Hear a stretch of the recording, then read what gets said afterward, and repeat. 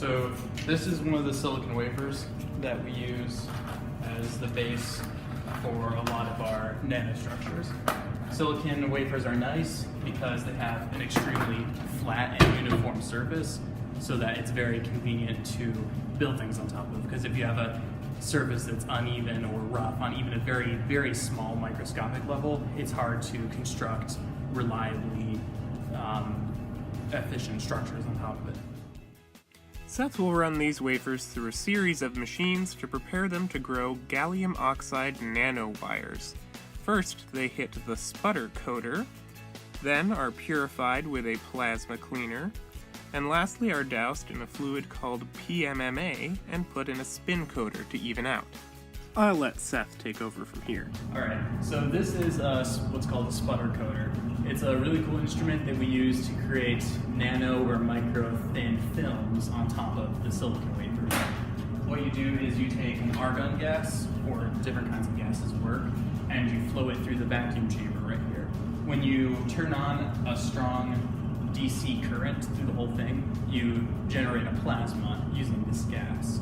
What that does is that the gas becomes very hot, very ionized, and it becomes really excited and starts bouncing around everywhere.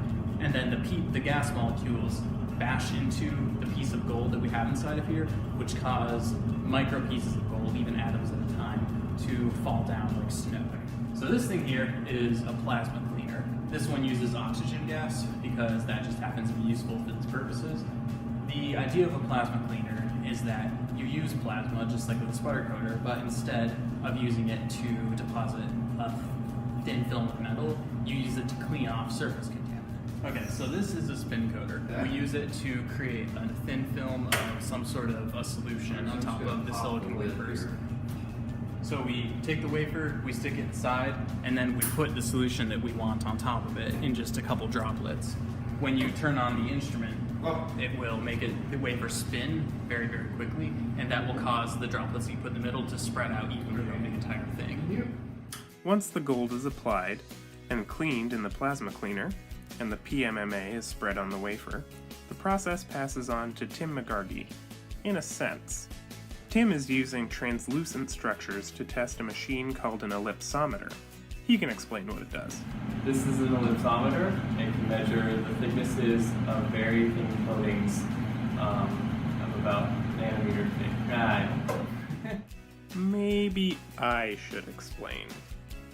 Tim aims a laser at the thinly coated material, now made more opaque with the gold sputter, to test the ellipsometer.